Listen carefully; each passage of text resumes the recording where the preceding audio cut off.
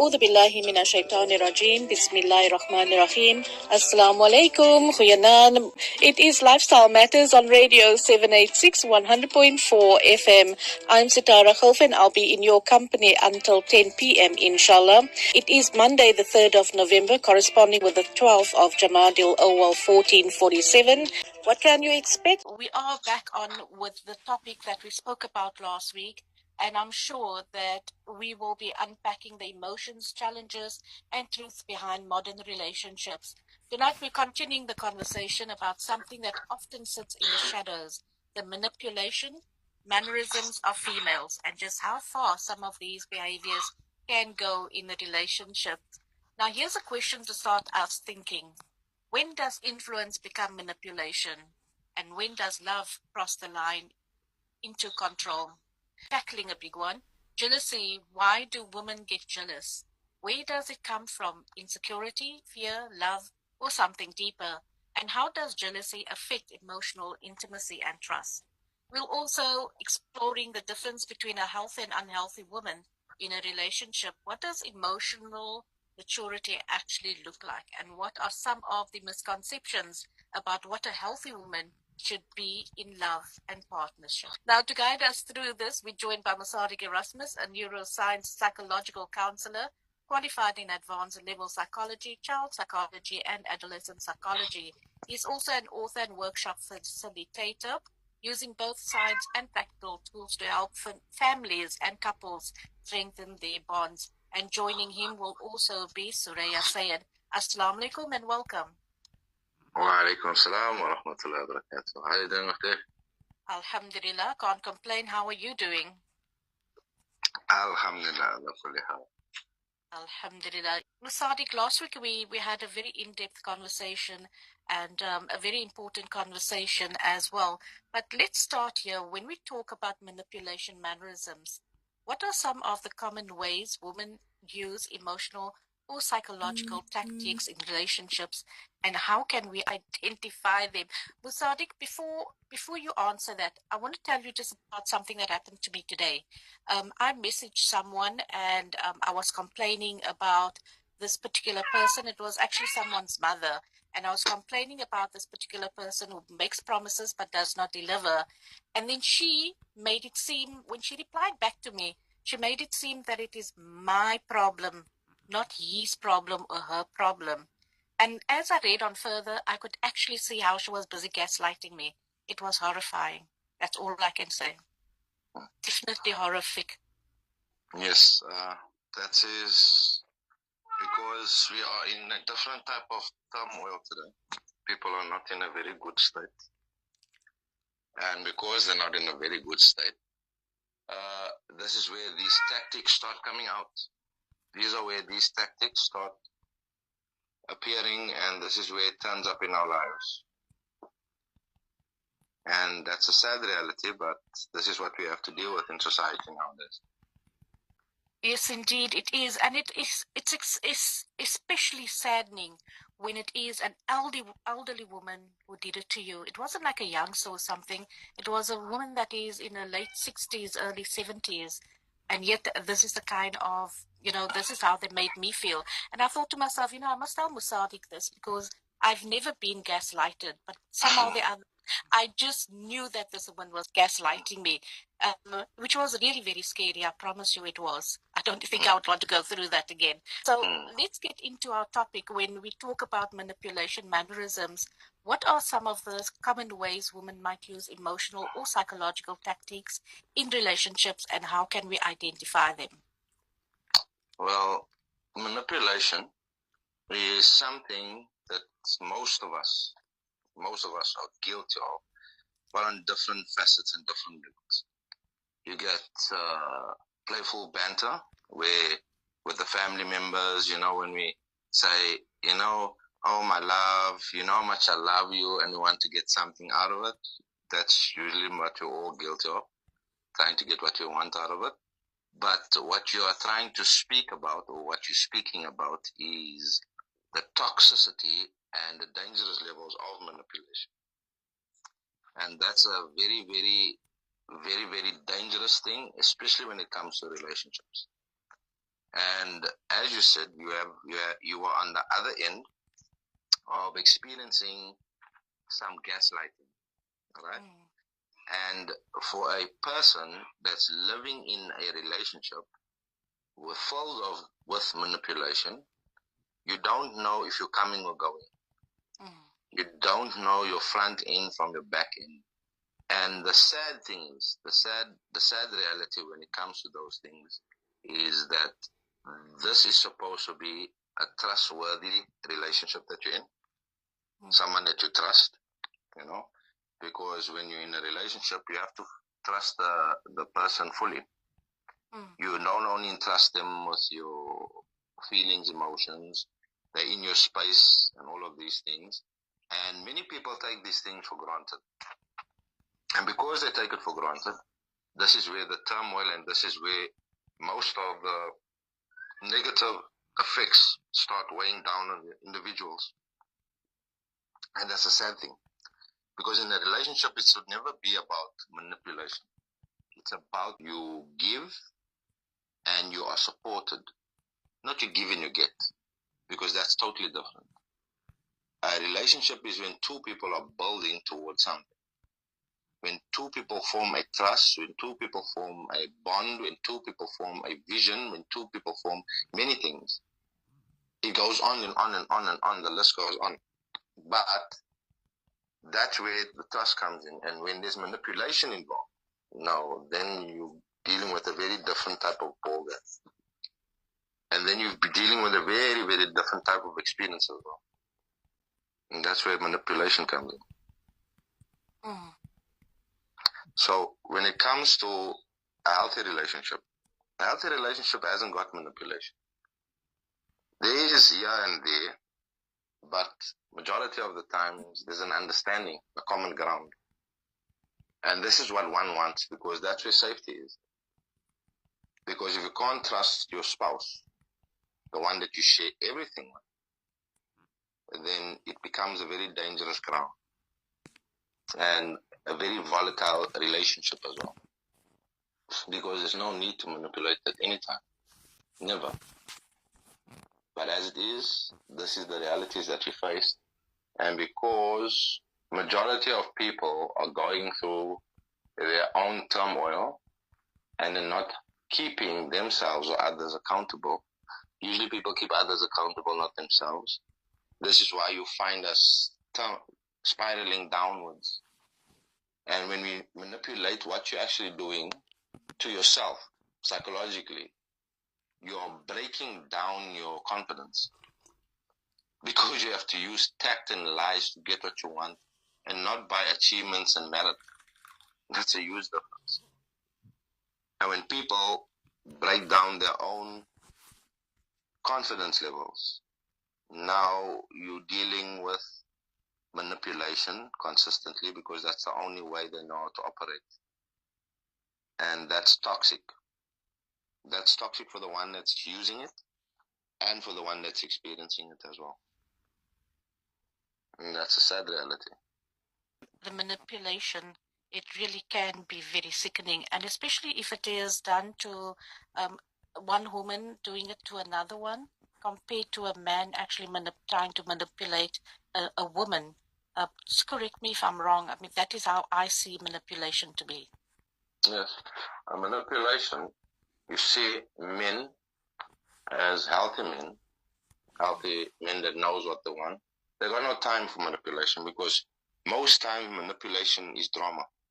And a real man, he's got too much to do than to focus on drama. He wants to get to the goal the fastest without complicating things. And the men that manipulate consistently and persistently, these are unhealthy men. I call them female men. And majority of the times, these men learned this from a woman and not from another man. There are men out there that can teach this, but obviously understand one thing. Majority of men and all human beings, we grew up on the laps of our mothers. You understand? So if there was a healthy relationship there with mommy, then there's no need for all of these things.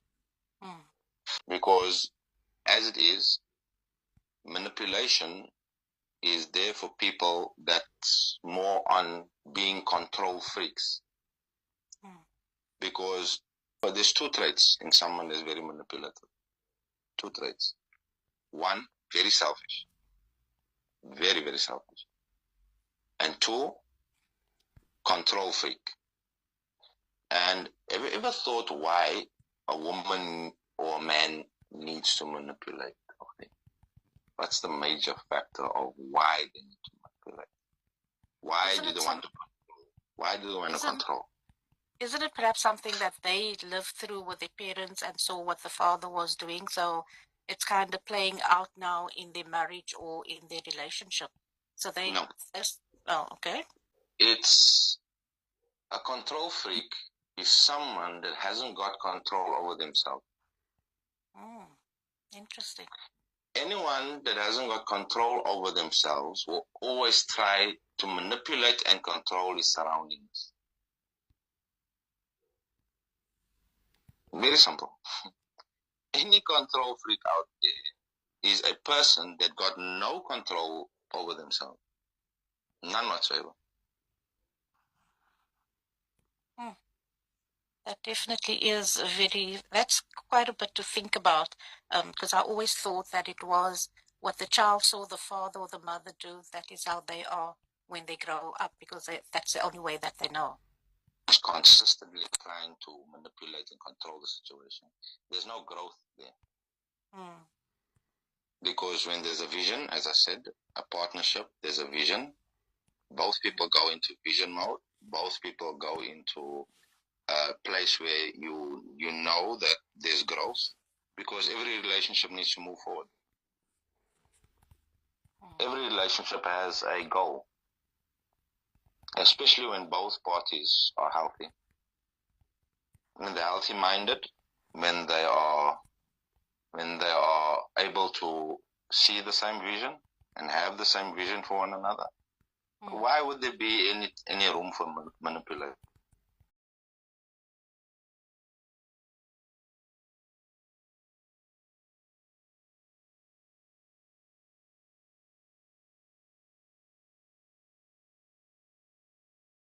The topic that we are discussing this evening is definitely one that that we should talk about, and also to understand how we can better our life, and that is why Masadiq is here to explain things that are happening. So if you do have a question for him, 0786 10 11 12 is that number to send it on.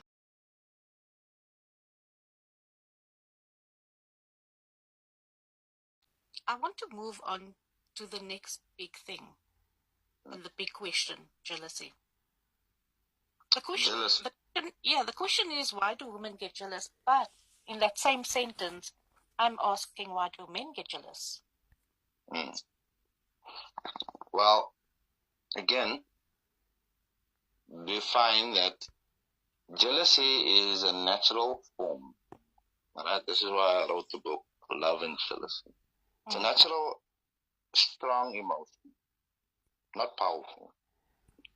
Natural, strong emotion that every single human being will experience on the face of the planet. It's not the problem. The problem is, what type of emotion are you experiencing and what do you do about it?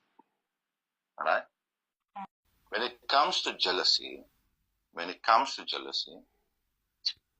we have two types. And we spoke about last week what is healthy protective jealousy. Protective jealousy is very simple to see, very healthy. It's always there to protect and not to destroy. The second jealousy that we find, both males and females, but when it comes to the females, it's on a different level. Both males and females, when you find the impermissible jealousy, and people don't know that impermissible, there's something known as impermissible jealousy. I call it comes and is stemming from toxic jealousy. Now, toxic jealousy is a very strange thing, because two things happen in a relationship when this is happening. the one that's experiencing it will not come clean. But the one that it is reflected to, for instance, if the wife is feeling jealous over the husband and she has toxic jealousy, she will punish the husband even though he's not guilty of anything that went through her mind. She will serve him punishment persistently and consistently, and he would not be any of the wise. And so this happens as well in the male side as well. The male can also do the same. But majority of the times, this turns up from the female's end. And she will punish him. And this is a disease within her heart. This is something that she has broken within herself that she never healed up from. You understand? So when it comes to that, one needs to check the boxes. Protective jealousy is a jealousy which is healthy. It keeps the human being safe. It doesn't bring no harm to the human being. It's there for protection. Toxic jealousy is there for punishment. And she will do funny things. She will disrupt your life when she's experiencing this because she's not coming clean. This is why I always tell people, when you name something, you shame it, you name it, then you can change it. But because this is not happening consistently and persistently, she will do this out of fear.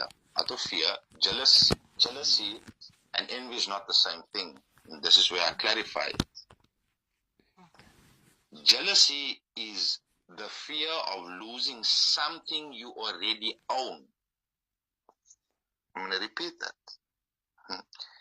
Jealousy is a fear of losing something that is already yours.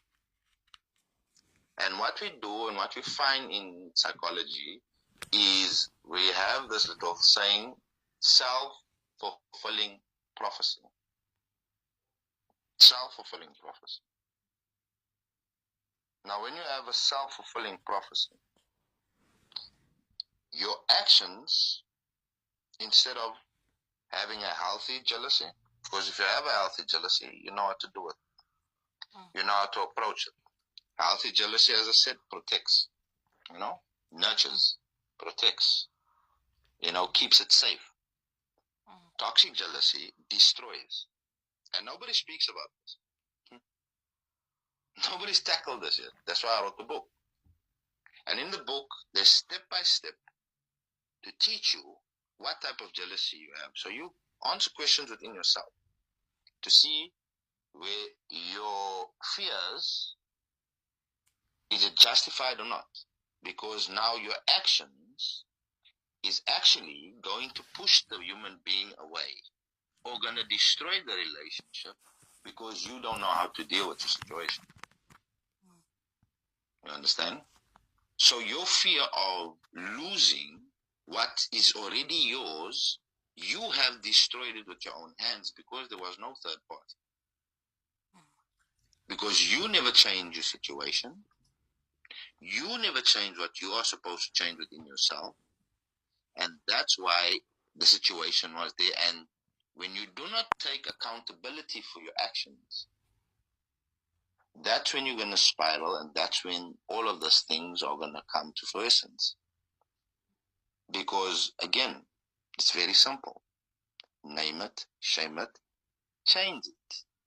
Because if you really fear losing the thing that you're already, what you're going to do, how are you going to turn up? How are you going to treat it? You're going to punish it? You're going to destroy it? You're going to damage it? No. Tell them what's going on within yourself. Toxicity. And jealousy, and jealousy is not just among spouses. There's another thing that they don't speak about. Jealousy is from parents to kids. Siblings. Jealousy is all over. mother being jealous over the daughters. And not the protective jealousy, the toxic jealousy. And again, these things can be cured. There is many ways on how to deal with it. Then you have the father, not so much. Many cases that I came across, but there are cases where the father is jealous over the son. And this is not this is like blood relatives. For a real father, own son, things like that. You know? There's something wrong within the individual, because that's not supposed to be. That's not the natural accord. So they have a disease in the heart, but there's cures to it. It can be mended with simple steps. But nothing can be mended if you're not owning up and wanting to fix it, to change it. It can't happen. It's impossible. But again, as I said, toxic jealousy always dishes out punishment for no apparent reason. A majority of the times you find this from a female, because when she does not know how to regulate herself, she wants the world to feel what she's feeling. So whether everyone's happy in the house, she's going to burn the house down because everybody needs to feel what she's feeling, and that's not a healthy individual. That's not a healthy woman. Because again, women's emotions are powerful, but again, as I said, they got no control over themselves because they don't know how to control themselves. And that's where you're going to get these things trickling down. That's where you're going to get these things in society, like the sister that you were speaking to. And it takes nothing. It takes nothing, and hopefully, inshallah, Allah guides her to a better way, right? Because you can't operate like that in the world. And again, we're always accountable for what we do. Always account, and it always comes back to us. It will always come back to you, and it will come back to you at a time when you really don't need it. Do you understand? That's so, in accordance, when we are dealing with human beings, there's a way of dealing with one another. Again, the Rasul Sallallahu Alaihi Wasallam gave excellent advice. Love for your brother what you love for yourself. And if us as human beings adapted this approach, 3/4 of the world's problems would be solved already. Just by that one thing. That's how powerful it is. Because as I don't want to get hurt, as I don't want to get punished, why are you doing it to another human being?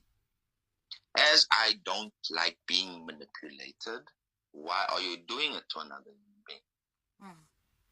You understand? That's not an accord on how we operate. Because there is a social norm, and there's a social respect, there's a social way that we deal with one another. And when we're gonna operate on this level that we're operating on today, number one, we're going to break trust. And as far as I saw, because what I'm doing is I'm quite aware of the signs of the hour, the signs of the end of this world. And you can be a believer or disbeliever. It's very scary because it's on point. You cannot unsee it. It's there in your face, staring, screaming back at you. Before prayer is going to be taken away from this earth, trust is going to be taken away from this earth. And trust is not taken away by some miraculous force. It is to do with our ill character towards one another. When we become selfish as a nation, and we don't really care in the accordance of other people, but we keep our own emotions very sacred.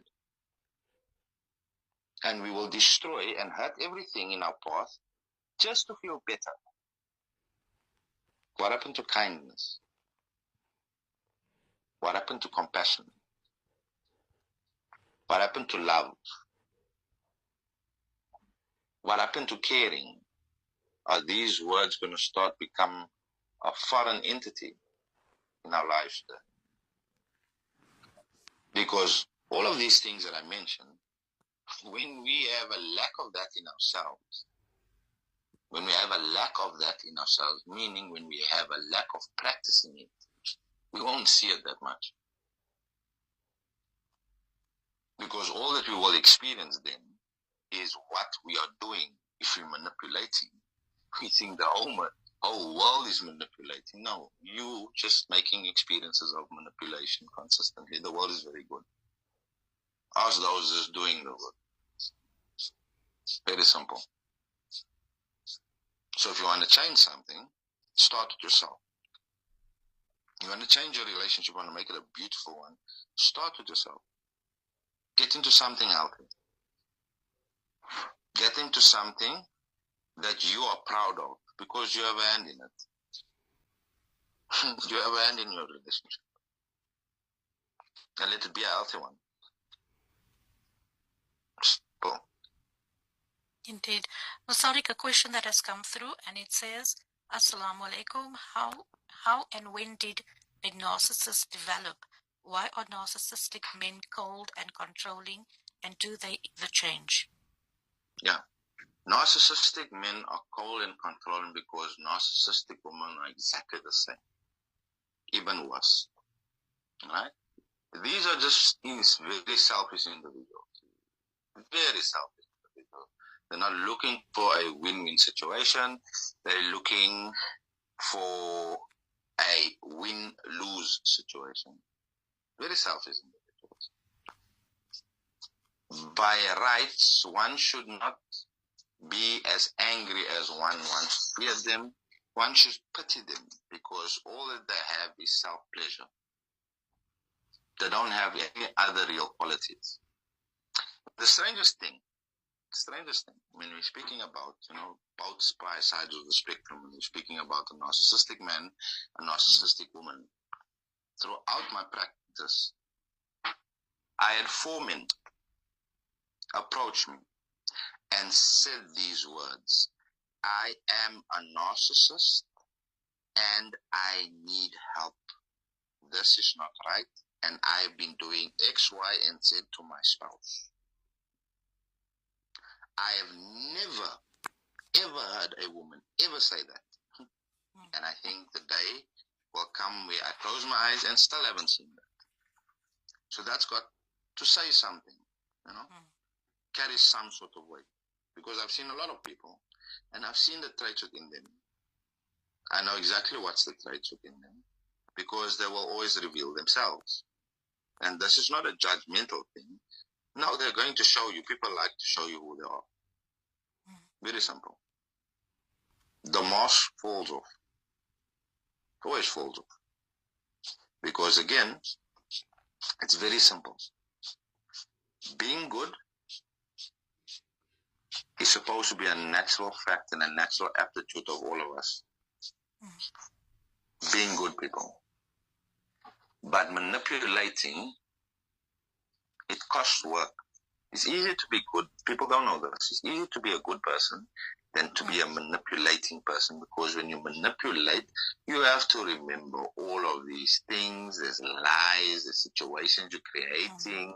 Then it's so much work. I think these people got too much energy. I think they need to speak to the companies that's giving out all these energy drinks and give them the secret, to where they getting all of this energy from, because it's draining. It's a lot of work. I think they got too much time and energy. They haven't got much to do, so That's the best. They're 100%. So one should pity them. Yeah. Don't create enemies and try to assist them. Try to assist. So true.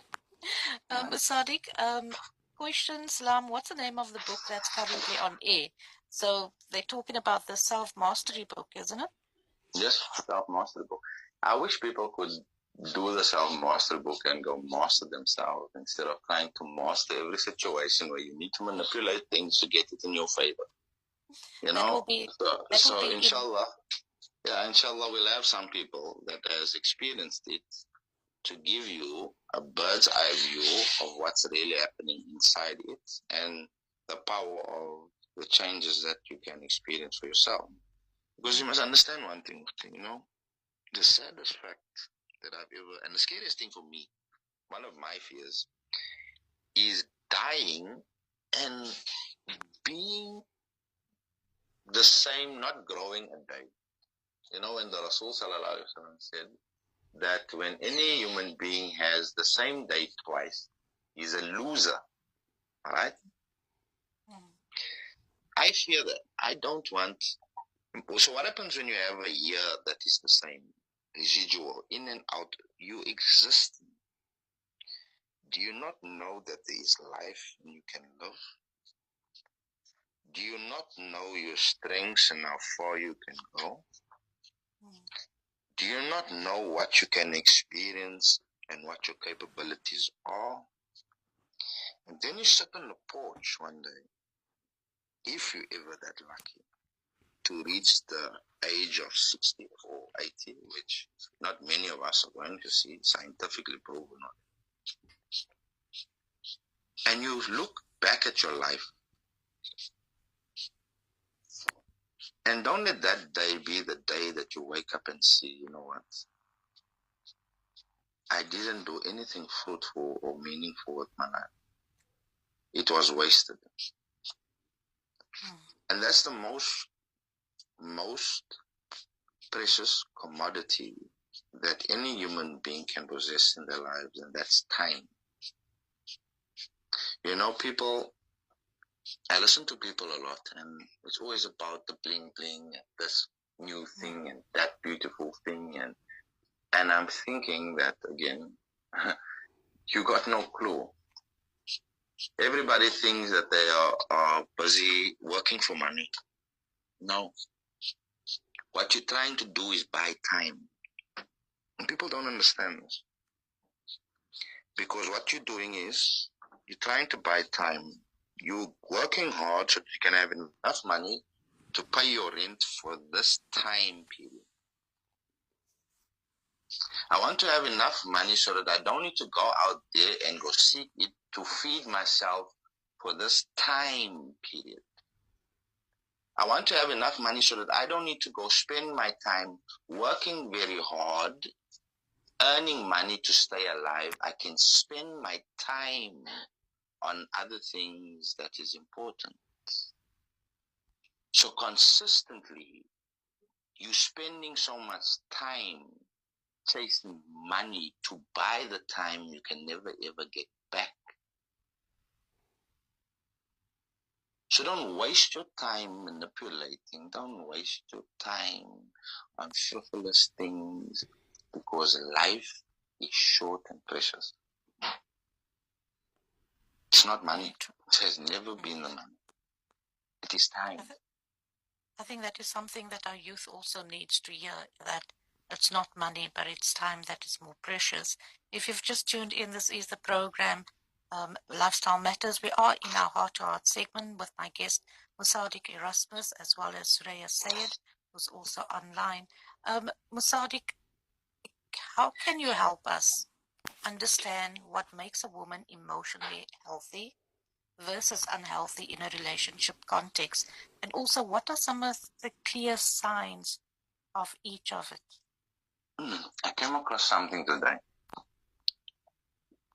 And I'll ask our sister Suraya if she can read this out. And this is something very important is happening currently. Okay, Suraya, can you read that segment out there? Right? And this wa alaikum salam wa rahmatullahi wa barakatuh. I got two females here, right? I got two females here.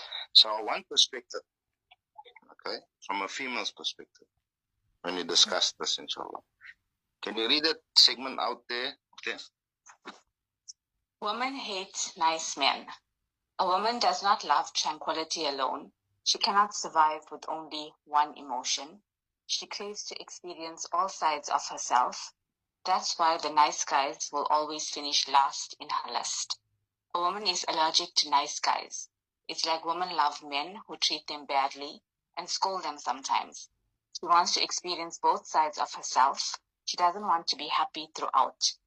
If you are too nice to her, she will try to create an imbalance so that she gets to experience the other side of herself. She lives to crave these feelings forever. She wants you to create mayhem and disturbance. She wants to be hurt. After getting hurt, now she wants you to clear this mess by making her feel happy again. She wants you to make up with her and make things straight again. Just being one-sided and too nice annoys her. That's why they will always skip good guys for bad guys forever. Okay. Okay. All right. Interesting. Okay. All right. Now that is a segment from someone's book, right? And a description of what a woman is. Okay. Now, Sister Soraya, you read that. Is that true? Is that true? Is that what a woman is? It's what a woman chooses to be. Chooses to be. Is that a healthy woman or is that a toxic woman? Toxic. Definitely toxic and scary. And scary. Okay. Now, when the narrative in society is depicted as that is a normal woman and that's how women are, as a man, when I listen to that, as a man, I heard twice forever. Alright? I'm going to run to the hills and very far away. Because if I had to ask you that segment that has been read out there, Sitora, if I had to say, what happens if a man was like that? What would you say about the man? Is he a toxic man or is he a very healthy, good man? Definitely toxic. Now, if that is normal in society, can you imagine what the kids are going to be experiencing in a home like that? This is why you will find children very young with psychological problems. Because goodness is not needed. A good man is not needed. Toxicity. This is a woman that's got a lot of things broken and moving inside her that she needs to fix. Because the last time I checked, a good man in society is a man that protects, that covers, and serves his family at the best. And what that insert is saying, that when a man does that, he's going to get punished by his wife, his covering, the one that's supposed to keep his back. Because he's doing good. Because he's not toxic and he's going to finish last forever. Again, look at the male sitting there. Ask him if he wants a woman like that. I don't think any man would want a woman like that. None. But it's the norm. It's socially so-called acceptable. It's not. It's toxic on every single level. It sounds very beautiful and freeing and all of. No, it's toxic. Because if society is going to breed women like that, we've got problems. We've got problems. Major problems. Because again, in society, we need healthy males and healthy females in order to have a prosperous society and a nation. Healthy male and healthy female. Because these are the two components that build a nation together, not against one another. Because if they're against one another, then there's half a nation gone. Together it makes one nation. And both parties are supposed to be healthy individuals. Both parties are supposed to support one another. Never punish when they're getting good. Imagine that. Punishing a man, a good man, from working hard, trying to protect you, trying to know if you're okay. You are punishing him because apparently you are bored, I think. That's what they tried to say. And the other parts that they spoke about the woman is the evil parts that the woman is supposed to protect everybody against from herself. Correct, my sisters? True. Oh, I see. So what is that? That segment is trying to say, let it rip, because you are the most important thing in the world.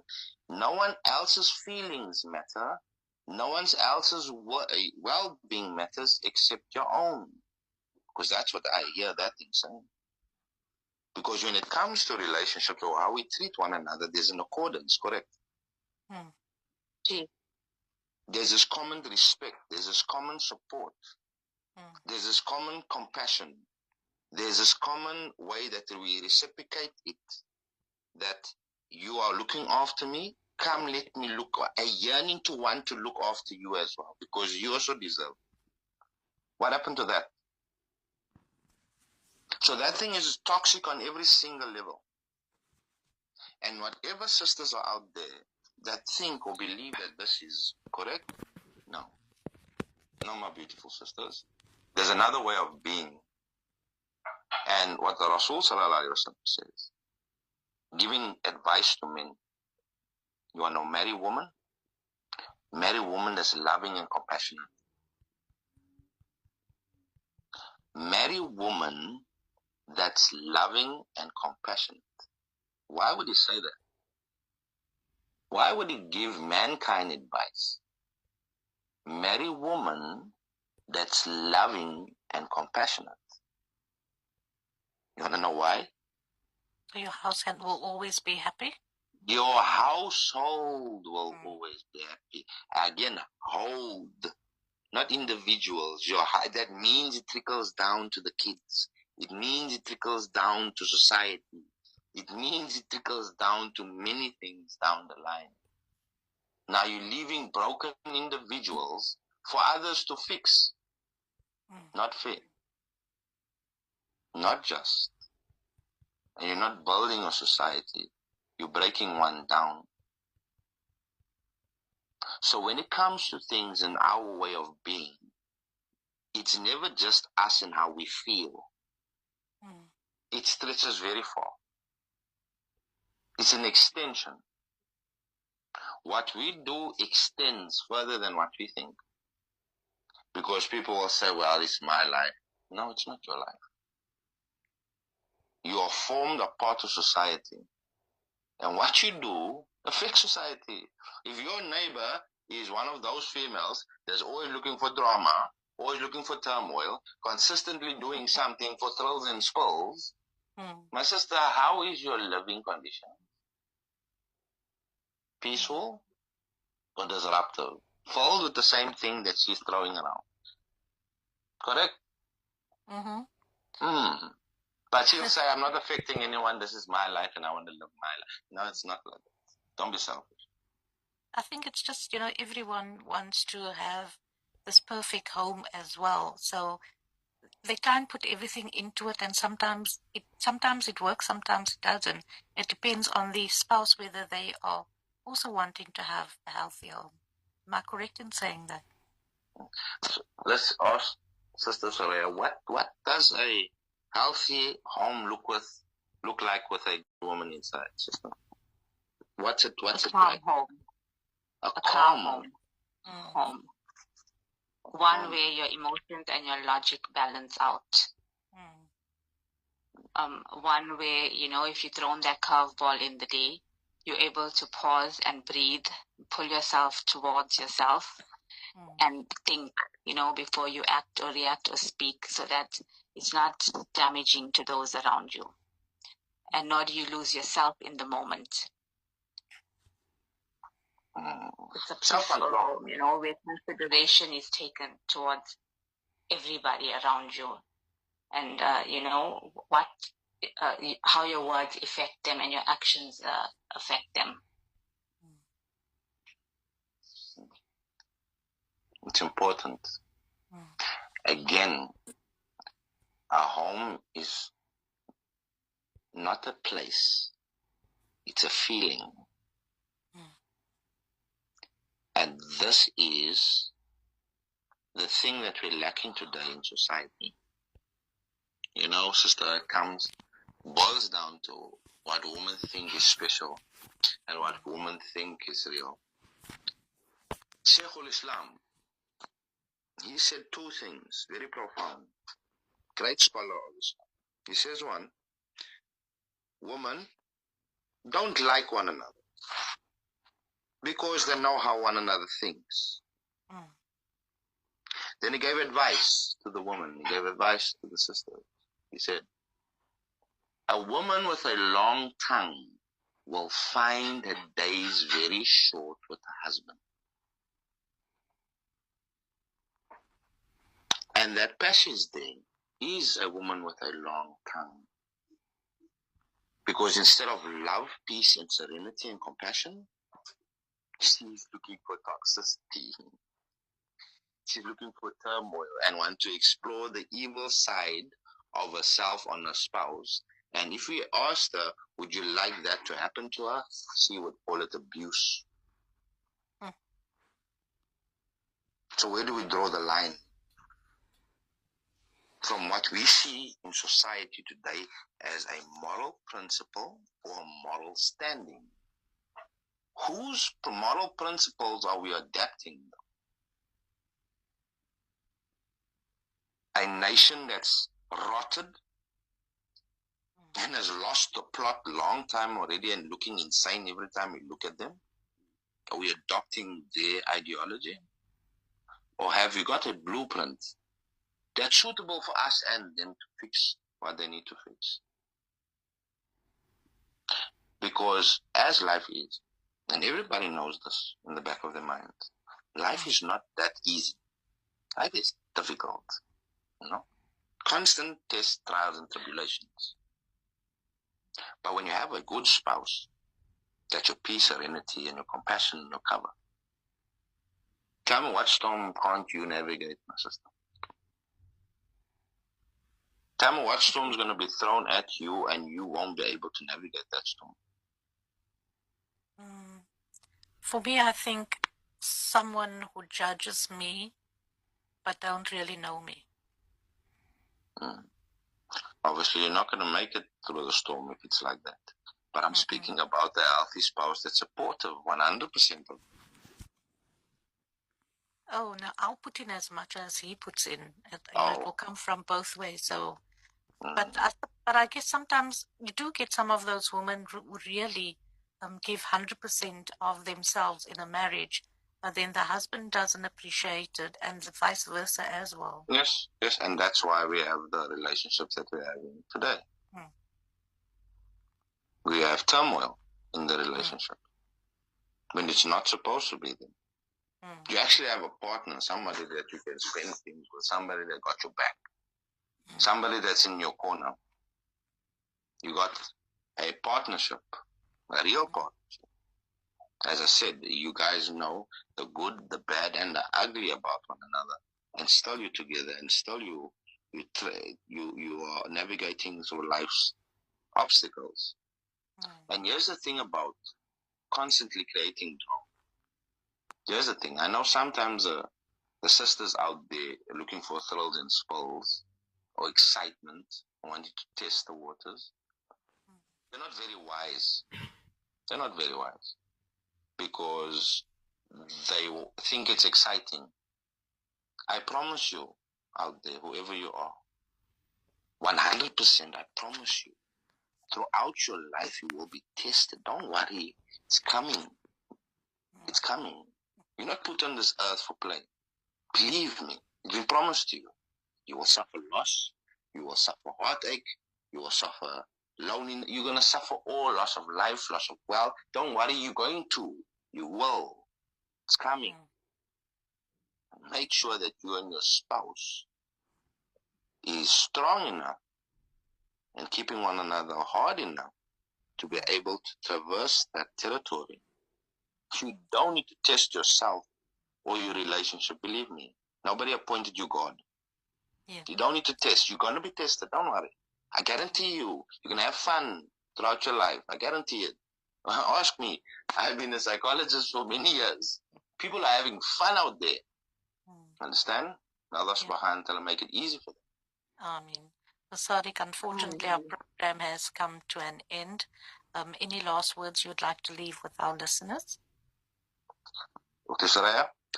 To all our beautiful sisters out there, especially our young princesses, build yourself first, build your character, build your strength, know your weaknesses, heal from whatever you feel you need to, so that you don't chase the righteous man away, when he comes along, and also you're able to know who he is when he does come along.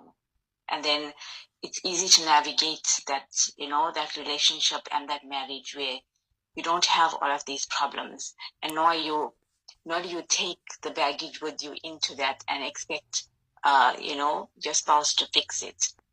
So if our sisters out there, can do this for themselves, because they deserve to be the healthiest version of themselves, then they can have the most beautiful life. So they shouldn't be selling themselves short in any way. MashaAllah. My version? Yep. Don't be so selfish. As much as you want love, in order to get it, give it. And you are loving, you feel love. You know how to give it, you know how to receive it, and it will be real. Then you don't need to have no empathy for the next human being and feel jealous, because now you are appreciative, because as you're working hard, your spouse is working just as hard. And the more you appreciate one another, the less jealous you'll become. Sadiq, once again, shukran so much for sharing your knowledge and insights with us today. Until we chat again next week, Monday, inshallah. Assalamu alaikum. Wa alaikum salam wa rahmatullahi wa barakatuh.